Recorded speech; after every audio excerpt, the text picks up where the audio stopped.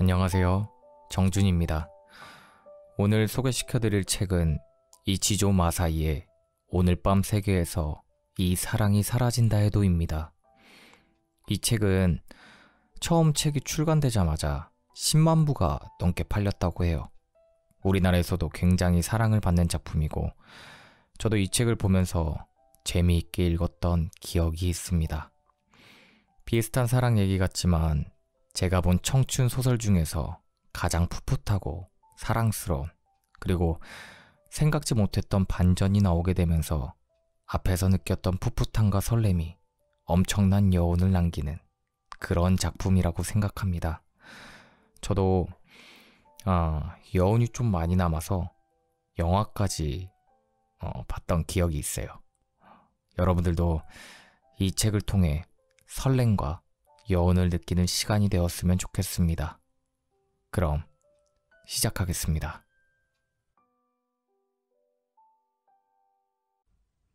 나는 평생 나 자신을 놀라게 하는 일 없이 살 줄 알았다.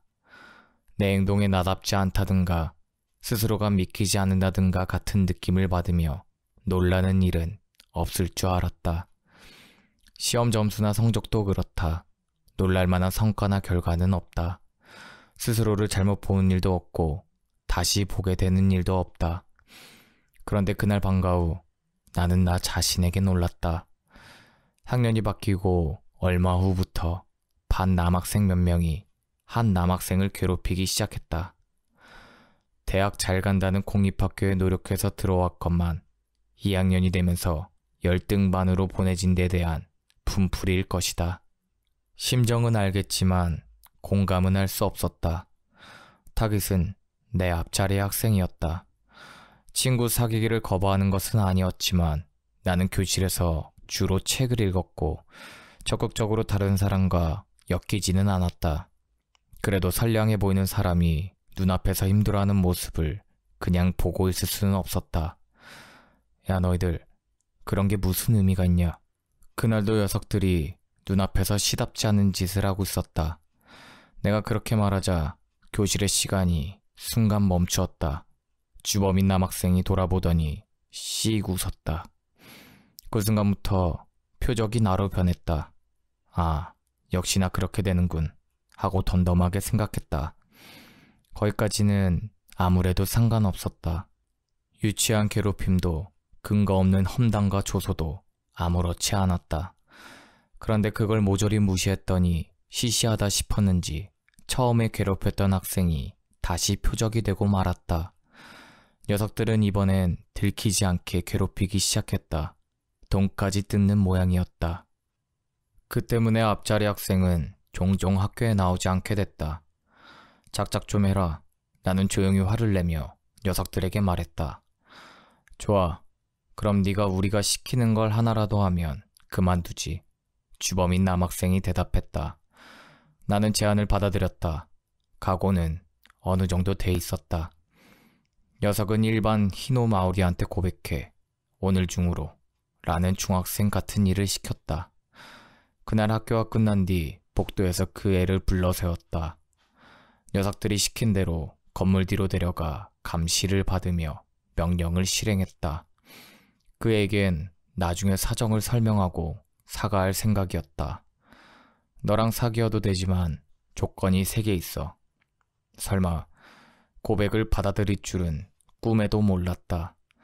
눈앞에서 그 애가 손가락을 하나씩 들며 사귀기 위한 조건을 제시했다. 놀라 할 말을 잃었다. 그건 숨어서 지켜보는 녀석들도 마찬가지였을 것이다. 나는 눈앞에 있는 이 애를 잘 알지 못했다. 특별반인 1반에 소속된 그의 히노 마오리. 히노는 여러 남학생의 눈에 매력적으로 비친 듯했다. 우리 반에서도 몇 명이 그의 이야기를 하는 것을 들은 적이 있었다. 새삼 그 애를 바라봤다. 그냥 아름다울 뿐인, 역시 내게는 아무런 의미도 없을 여자애였다. 여기서 싫은데요라고 대답하면 그 애는 그럼 이 이야기는 없던 걸로 하자라고 말하고는 길고 검은 머리를 나부끼며 가버릴까. 그러면 뭔가 문제가 생길까? 모든 게 원만하게 수습될까? 그래. 내 목소리가 내 것처럼 들리지 않았다. 그런 인식에 이어 왜 그렇게 대답했나 하는 의문이 들었다. 나 자신이 믿기지 않았다. 내가 진짜로 좋아하는 게 아니란 사실은 희노도 눈치챘을 것이다. 그런데도 그 애는 문득 긴장한 표정을 누그러뜨리더니 뜻밖의 웃음을 지었다. 그래 그럼 우리 내일부터 사귀는 거야. 잘 부탁해. 그러고는 더는 용건이 없다는 듯 돌아서서 가버리려 했다. 그러다 다시 돌아서서는 어렴풋이 미소를 지으며 물었다. 조금도 무리가 없이 그저 자연스러운 그 애의 사람됨을 나타낸 듯한 웃음이었다. 그러고 보니 이름이 뭐랬지? 한 번 더 가르쳐 줄래? 가미야. 가미야 도루. 이제 기억했어. 도루구나. 난 히노마오리. 내일 학교 끝나고 또 이야기하자. 아, 맞다. 사귀는 조건 말인데 다른 사람한테는 비밀로 해줄래? 그럼. 그렇게 말하고 다시 미소 짓고는 이번에는 뒤돌아보지 않고 가버렸다. 내가 차에는 꼴을 보려고 숨어있던 녀석들이 재미없다는 얼굴로 나왔다. 너 진짜 뭐냐? 남을 웃음거리로 삼으려고 했던 주범이 내뱉듯 말했다. 하라고 해서 한 건데. 분위기가 험악해졌다. 나를 노려보던 녀석은 흥 하고는 언짢은 표정으로 팔을 부딪히며 옆을 지나갔다. 다른 녀석들은 뭔가 할 말이 있는 얼굴이었지만 결국 아무 말 없이 그 뒤를 따라갔다. 녀석들이 간 뒤 나는 희노가 사라진 방향으로 다시 시선을 돌렸다. 지금까지 살면서 같은 학교 여자애를 좋아해 본 적이 없었다. 나는 일반적으로 말하는 시스터 컴플렉스라 어머니처럼 따르던 누나가 돌아오기를 기다리며 아버지와 둘이 살아갈 줄 알았다. 그게 내 인생이라고 믿었다. 가정사정으로 대학에는 가지 않고 취직하기로 결정했다. 지금 반에 배정된 것도 이런 진로 희망과 관계가 있을 것이다. 걸어갈 인생이 다르다는 이유에서는 아니지만 고등학교에 들어온 뒤로도 같은 학년 여자애를 의식해 본 적이 없다. 그건 히노 마오리라는 아까 그 여자에 대해서도 마찬가지였다. 그 애를 쫓아가 가짜로 고백한 사정을 설명하는 게 좋을까? 하지만 뚜렷하게 그래 라고 조건을 받아들여 놓고 이제 와서 말하기는 껄끄러웠다. 희노는 내일 방과 후에 다시 이야기하자고 말했다. 오해를 푸는 것은 그때로 미뤄도 되지 않을까. 그때가 되면 생각도 조금은 정리될지 모른다. 그런 생각을 하며 나는 아직 불타지 않는 하늘을 올려다보고는 집으로 향했다. 그게 나와 그 애의 첫 만남이었다. 아침에 일어나서 맨 처음 하는 일은 빨래다. 나는 공영 아파트에서 아버지와 둘이 살고 있었다. 집안일은 주로 내가 맡아서 했다. 남자 2명이 내놓는 양이니 매일 빨 필요는 없을지도 모른다. 그렇지만 나에게는 아버지와 단둘이 남은 뒤로도 계속해서 지켜야 할 것이 있었다. 사라진 누나가 종종 말했다. 위생감을 중시하라고. 집은 가난해도 누나는 나와 아버지에게 다림질한 손수건을 주고 해지거나 구겨진 데가 없는 새하얀 옷을 입혀주었다. 표면적인 청결감보다 생활에 뿌리 내린 위생감에 신경 써야 한다. 누나가 곧잘 했던 말인데 생각해보면 우리 가족이 추레해지는 것을 막기 위해 한 말일지도 모른다. 빨래를 널고 아침과 도시락 반찬을 만들고 있으려니 아버지가 일어나 부엌과 붙어있는 거실에 얼굴을 내밀었다. 잘 잤냐 도루? 오늘 아침 반찬은 뭐냐? 안녕히 주무셨어요 아버지? 식사 전에 오늘은 꼭 면도하고 오세요. 얼핏 보면 아버지는 별로 위생적이지 않다. 몸차림은 괜찮은데 수염 때문에 다 망쳤다. 야근은 없지만 그 대신 봉급이 적은 근처 자동차 공장에서 라인 작업자로 일했다. 어머니는 내가 어렸을 때 돌아가셨다. 어머니가 살아있을 때는 아버지도 아버지다운 패기가 있었던 것 같은데 지금은 흔적도 없다. 친척들 중에는 어머니의 죽음으로 아버지가 달라졌다고 한탄하는 사람도 많았다. 아버지와 함께 두 손을 모은 다음 김이 피어오르는 아침 식사를 했다. 한 발 먼저 다 먹고는 흰밥을 퍼놓았던 두 사람의 도시락통에 반찬을 담고 그릇을 치웠다. 책가방과 도시락 가방을 들고 아버지에게 인사한 다음 잊지 않고 손수건을 챙겨 집을 나섰다. 5월 하늘은 높고 푸르렀다. 이제 곧 끝날 테지만 나는 5월이 좋았다. 그건 전에 누나가 5월병의 뜻을 가짜로 가르쳐줬던 것과 상관이 있을 것이다. 벚꽃도 지고 4월의 바쁜 시기가 지나면 사람들이 차분함을 되찾는 계절이 된다. 실록을 바라보며 시간을 보낼 수 있게 되면서 다들 살짝 느긋해진다. 그게 5월병이라고 했다. 참 우아한 의미다. 누나는 초목처럼 조용한 사람이었다. 하지만 가끔 진지한 얼굴로 내게 그런 거짓말을 하곤 했다. 예전 일을 떠올리며 역으로 향했다. 중간에 지나치는 공원 수풀에서 푸릇푸릇한 잎을 발견했다. 아름다움에 감탄하다 보니 마음을 그곳에 두고 가고 싶어졌다. 5월병. 참 우아하다. 저기 흥미로운 이야기를 해주는데 미안하지만 아까부터 와타야가 이쪽을 보는 것 같지 않아? 2교시 쉬는 시간에 앞자리에 앉은 시모카와에게 5월병 이야기를 하는데 갑자기 그런 말을 했다.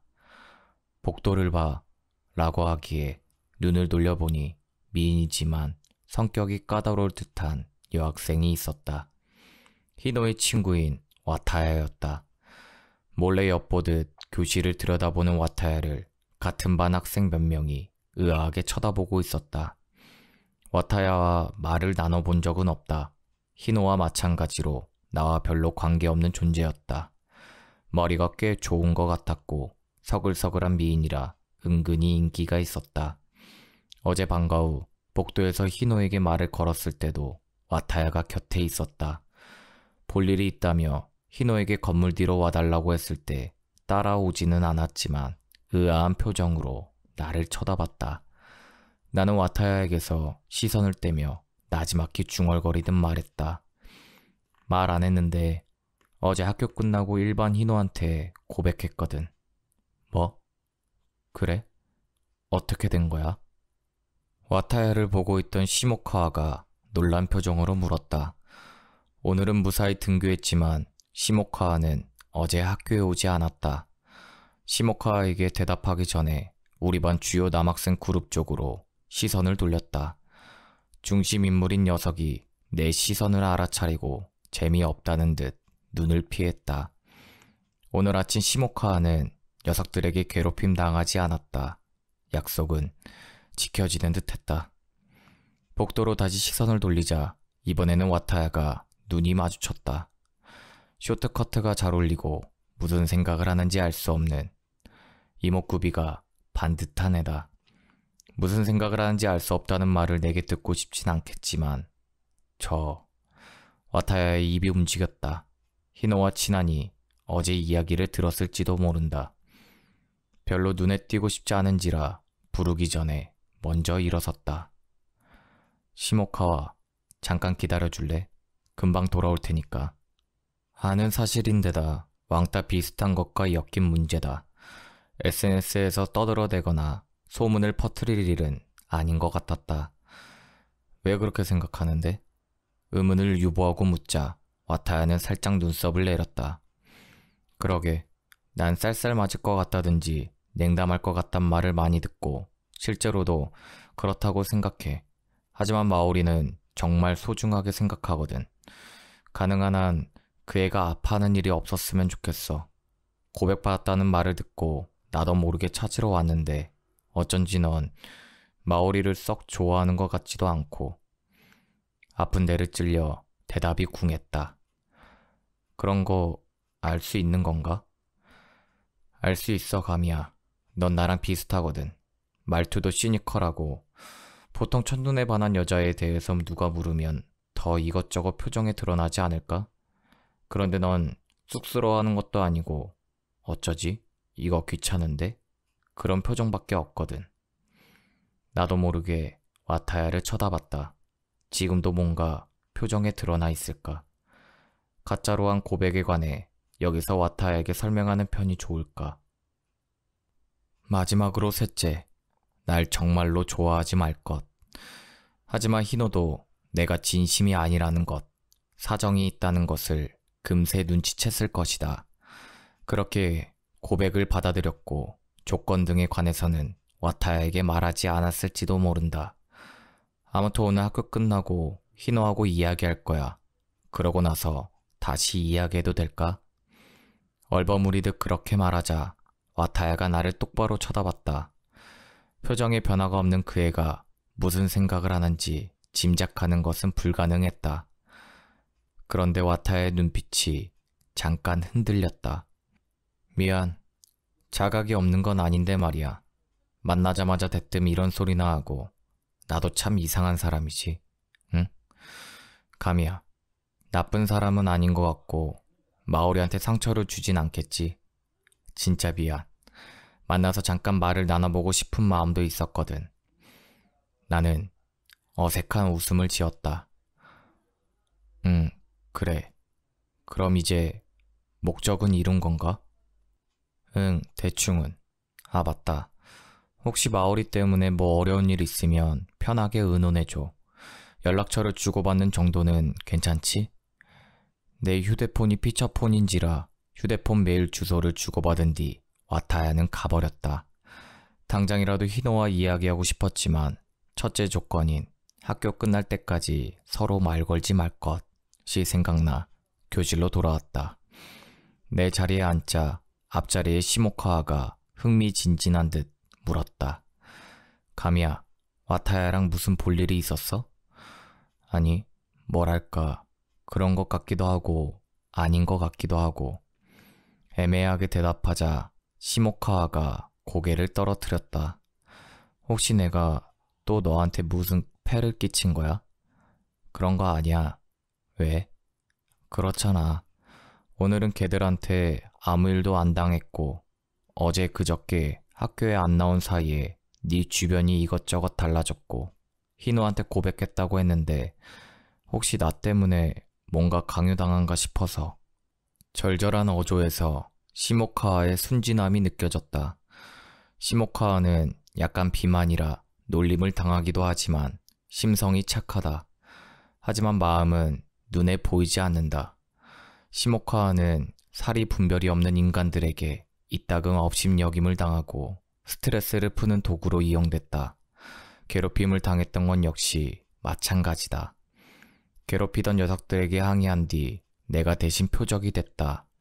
주위 인간들은 내게 말을 걸지 않게 됐지만 시모카와는 걱정이 됐는지 종종 말을 붙였다.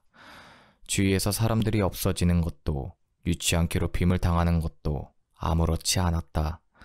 그걸로 아무 문제 없었건만 녀석들의 공격을 모조리 무시했더니 다시 시모카와를 표적으로 삼았다. 게다가 이번에는 더 음침하게 숨어서 괴롭혔다. 뒤늦게 깨달았는데 돈까지 뜯기 시작한 것 같았다. 시모카와가 학교에 나오지 않는 동안 그 일로 싸울 뻔했을 때 괴롭힘을 주도하는 녀석이 제안했다. 그 결과 내가 희노에게 고백하게 됐다. 희노에게는 미안했지만 걔에게 물렸다고 생각하고 적당히 거절해주면 나중에 성심성의껏 사과할 생각이었다. 그런데 내 대답 탓도 있어서 일이 이상하게 되고 말았다. 나는 시모카와에게 비밀을 지키겠다는 약속을 받고는 사귀는 조건을 빼고 어제 있었던 일을 이야기했다. 시모카와는 처음에 입술을 굳게 다물고 이야기를 들었다. 그런데 어느 순간부터 이상하다는 표정으로 변하더니 마지막에는 놀란 얼굴을 했다. 그런 일이 있었구나. 어쨌거나 그렇게 돼서 학교 끝나고 일단 희노랑 이야기해볼까 해. 그렇구나. 고마워. 또 가미야, 너한테 도움을 받았네. 아, 그렇지만 시모카와는 말을 멈추더니 걱정스러운 표정을 지었다. 왜? 아니, 저 걔들이 그런다고 포기할 녀석들인가 싶어서.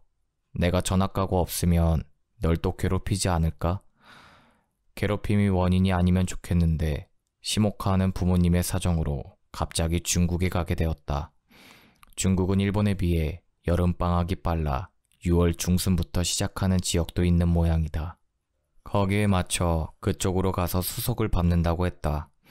뭐 그건 그때 가서 보면 되니까 너무 걱정할 거 없어. 그보다 이제 2주만 있으면 전학인데 그때까지 느긋하고 즐겁게 학교 생활을 하자고. 내 대답에도 시모카는 여전히 뭔가 생각하는 표정이었지만 이내 응 하고 고개를 끄덕였다. 그러고는 오랜만에 학교에서 웃었다.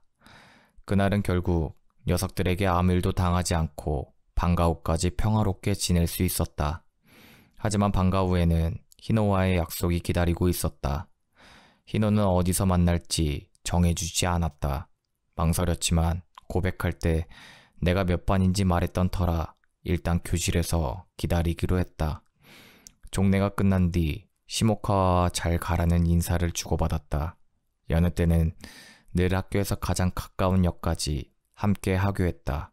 우리 둘 다 이른바 귀가부였다. 시모카가 혼자 가면 또 녀석들에게 돈을 뜯기지 않을까 불안했지만 오늘은 어머니가 전학 수속을 밟으러 학교에 오는 모양이었다. 시모카는 어머니를 만나 함께 담임 선생님에게 인사한 뒤 차로 집에 간다고 했다. 창가 자리에서 교실 안을 둘러보니 녀석들도 이미 가고 없었다. 나는 가방에서 잡지를 꺼내 내 자리에서 시간을 때우기로 했다. 교실에서 사람이 줄어들수록 취주학부가 내는 악기 소리, 운동부가 준비 운동을 하는 목소리가 멀리서 들려오기 시작했다. 고독과 연대의 혼혈아 같은 이 분위기가 싫지 않았다. 네모나게 잘린 푸른 하늘은 쓸쓸한 음악 비슷한 것을 아무도 없는 교실에 들려주었다. 얼마나 그러고 있었을까. 복도에서 들려던 소리가 완전히 그쳤다. 열린 문을 통해 내 감각은 복도까지 뻗어나갔다. 발소리가 들려왔다. 서두르는 것도 그렇다고 시간을 주체 못하는 것도 아닌 어렴풋한 긴장과 함께 목적한 곳으로 곧장 오는 듯한 그런 발소리였다. 발소리가 그쳤다. 복도를 보니 그 애가 있었다. 순간 뭔가에 놀란 것처럼 눈썹을 치켰던 그 애가 이윽고 앳된 웃음을 지었다. 드디어 발견했네. 내 남자친구님. 가미야 도루 맞지? 내가 어제 방과 후에 고백한 히노 마오리였다. 응. 이름을 확인하기에 간신히 고개를 끄덕였다. 그런 나를 희노는 어딘지 모르게 흥미로운 눈으로 쳐다보고 있었다. 그나저나 참 아무렇지 않게 말을 건다. 나는 잔뜩 경계를 하고 있었건만 그런 생각을 하는 사이에 희노가 교실로 들어왔다. 실례합니다. 서슴없이 발걸음으로 다가와 앞자리에 다리를 옆으로 모으고 앉았다. 길고 검은 머리가 눈앞에서 흔들렸다. 이어서 희노는 의자 방향을 바꿔 나와 마주보게 앉았다. 눈이 마주치자 즐겁게 미소를 지었다. 넌 동아리 같은 거 안 해? 그런데 희노 넌? 할 말을 찾고 있으려니 희노가 먼저 말을 건네왔다. 희노는 책상에 팔꿈치를 괴고는 작은 턱을 손바닥에 얹었다. 입술은 웃는 모양을 띠고 있었다. 그렇게 즐거운 듯 턱을 괴는 사람을 처음 봤다. 나도 안 해. 말하자면 귀가부. 그나저나 다행이네. 동아리 같은 거 안 물어봤으니까 나 때문에 빼먹은 거면 어쩌나 걱정했지 뭐야. 내 일상 풍경에는 웃음이 등장하는 일이 많지 않았다. 매일 학교와 집과 슈퍼를 왕복할 뿐인데다 아버지도 나도 잘 웃지 않았다. 우리와는 달리 표정이 풍부한 희노가 턱에서 손을 뗐다. 그리고 학교 끝나고 만나자 해놓고 장소도 안정해서 미안해. 교실에 있어줘서 다행이야. 그래서 사귀기 전에 이것저것 물어보고 싶은데 그거 말인데 나는 말을 잊지 못하고 시선을 피했다. 시야 끄트머리에서 희노의 얼굴이 보일 듯 말 듯 굳었다. 아, 역시 싫어진 거야? 이상한 조건 같은 것도 붙이고 말이지. 하는 수 없지. 에이, 아쉬워라. 미안해. 이상한 거 시켜서. 아니, 그런 게 아니라 그런 게 아닌데 말이지. 나는 아직도 망설이고 있었다. 사정을 이야기하고 내 고백을 없었던 일로 해야 할지 말아야 할지. 저 2교시 쉬는 시간에 와타야가 왔었어. 마음속 갈등을 얼버무리듯 말하자 희노는 응, 아까 들었어 라고 대답했다. 복도에서 네가 말 걸었을 때 같이 있기도 했고 어제 있었던 일을 이지미한테 말했거든. 그랬더니 어째 흥미가 생겼나 봐. 아, 미안해. 말한 건 이지미뿐이지만 그래도 남한테 말하는 거 싫지? 목소리 톤이 낮아지고 희노의 얼굴에 미안한 빛이 떠올랐다. 그런 표정을 짓게 하는 게 목적이 아니었던 터라 약간 허둥댔다. 아니, 괜찮아. 친구한테 말하는 건 보통이라고 생각하니까. 친하구나. 이지미는 그래봬도 꽤 특이한 애거든. 묘하게 침착한가 하면 갑자기 이상한 소리를 하고 말이야. 그런 점이 재미있어. 게다가 사람이 엄청 좋으니까 자꾸 뭐든 의논하게 되지 뭐야. 아까도 희노가 말했지만 와타야의 이름은 이지미인가 보다. 그런 발견을 참신하게 생각하며 대답했다. 그런 느낌이 들더라. 그래서 어제 한 고백 말인데 사실은 결심이 선 나는 어제 고백에 관해 이야기했다. 기분이 상하는 게 아닐까 싶었는데 희노는 딱히 놀라지도 않고 마지막에 가서는 즐겁게 웃고 있었다. 저런, 그런 거였구나. 벌칙 게임이나 뭐 그런 거겠지. 생각은 했지만 반에서 괴롭힘 당하는 애를 지키기 위해서 그랬단 말이지. 멋있네. 아니, 그렇게 대단한 일은 아니고 그저 나 같은 인간하고도 친구해주는 좋은 녀석이거든. 불쾌한 일을 당해서 고개를 푹 숙이고 있지 않았으면 해서. 좀 있으면 전학 갈 거고 말이지. 전학 가는구나. 아쉽네. 그래서 순간적으로 그러겠다고 대답한 건데 뭐랄까, 나도 왜 그렇게 대답했는지 잘 모르겠지 뭐야. 할 말을 고르다가 희노가 나를 꼼짝 않고 쳐다보는 것을 깨달았다. 도르, 넌 나랑 사귀는 거 싫어? 아버지 아닌 다른 사람이 나를 이름으로 불러준 것은 오랜만이었다. 이상하게도 내 이름이 빛나는 것처럼 느껴졌다. 싫은 건 아닐지도 아마. 뭐야 그게. 모호한 대답에 희노가 즐겁게 웃었다. 나는 웃으려다가 실패한 것 같은 표정을 지으면서도 계속 할 말을 찾았다.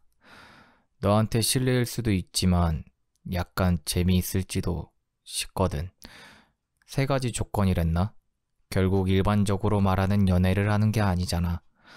유사 연애려나? 좋아하지 않는다는 게 조건이고 너만 싫지 않으면 괜찮을 것 같아. 생각을 정리해 말했을 때 희노는 다시 내 책상에 턱을 괴고 있었다. 그럼 됐네. 하지만 이지미가 걱정하니까 겉으로는 유사 연애가 아니라 진짜 사귀는 걸로 하자. 이지미한테도 조건 이야기는 안 했거든. 우리는 그렇게 해서 그날 이상한 약속을 맺었다. 조건부 연애를 시작하게 됐다. 아버지가 왔다. 오, 맛있는 냄새가 나는데? 저녁에 부엌에서 카레를 끓이는데 문 열리는 소리가 났다. 얼마 있다가 아버지가 얼굴을 내밀었다. 수요일마다 먹는 카레인걸. 아, 맞다. 아버지, 애인이 생겼으니까 일단 보고는 해둘게. 뭐? 내가 정직하게 보고하자 아버지는 눈을 동그랗게 떴다. 누나의 제안으로 중요한 일은 가족끼리 서로 보고하기로 되어 있었다. 애인이라고? 여자애란 말이지? 동성애를 부정하진 않지만 여자애야. 아니, 그게 아니라 아닌 건 아니지만 너무 갑작스러워서 말이다. 아버지는 작업복 차림으로 식탁 의자에 앉았다. 먼저 작업복을 벗어 세탁기에 넣어달라고 몇 번을 말해도 버릇을 고치지 못한다. 하지만 생활비를 벌어오는 사람은 아버지다 보니 화를 낼 수도 없다.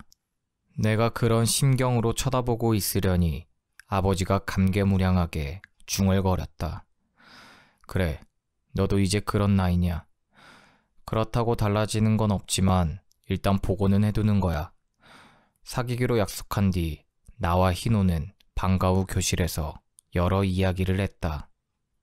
그럼 우선 너에 관해 물어봐도 돼?